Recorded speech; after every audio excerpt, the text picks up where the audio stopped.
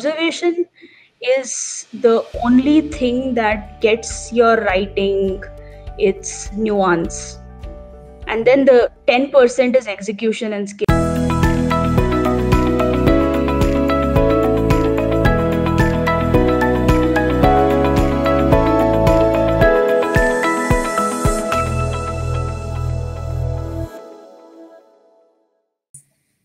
So that's great. And so you've written 2 books, and in this entire journey of writing books, what was the biggest challenge that you faced?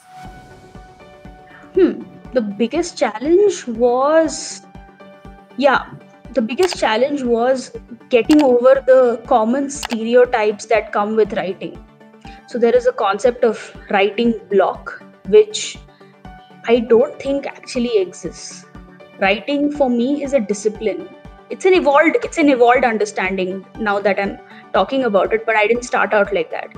I thought, no, you can write when you have a cup of tea and you have some peace and you have a spot and all of those things. But life is not that simple. It's not like you're going to get 3 hours in a day at a particular time to sit and write. That's not going to happen. So then I realized writing is not really about that. Writing is not about finding those 3 hours to write, but it's about observation. So most of my poems have been written in various parts of my college, various parts of my locality, where I've just been walking, and it's not even like I wrote the poems just then and there.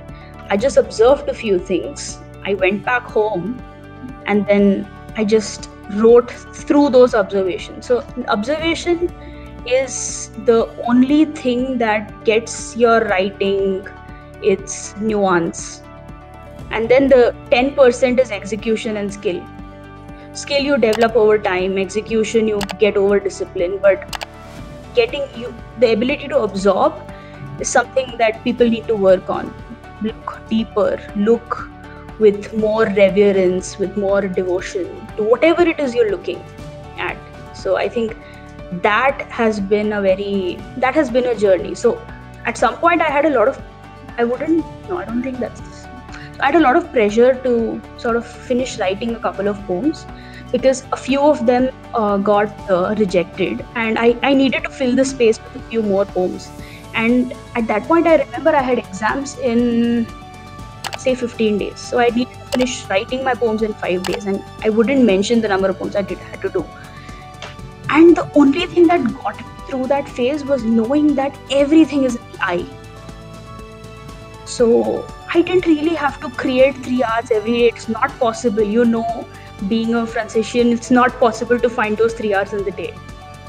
So it was all about observation. I went around living more deeply, staying more awake and alive in every moment, trying to pick up the most insignificant of things to put into my work. So then I came home. There are some days I came home with 15 observations, and then the rest is just execution, right? So then all I needed to do was write it down and not be an editor while writing. So I wrote it down, and then the finish came when I sat for the final round of editing. That's when I, removed all the words I don't like, or, the grammar and all of those things. So the feeling has to be right. The feeling has to be just right. And delaying the writing process, many people think that it will kill the feeling. It will not kill the feeling. You can capture your observation in a notepad in say 10 words, then you've captured the feeling. All you have to do is make sure the feeling blooms on the paper. That's skill. But capturing the feeling is where the poet's heart learns and evolves. So that's the point. I think that's the biggest lesson I've learned from the process.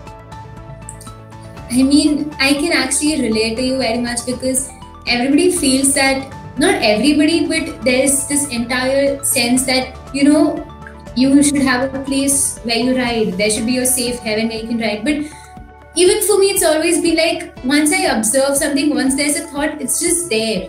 And then once you've been able to capture it, you cannot take it away, and you just have to pen it down, and that's when the miracle happens.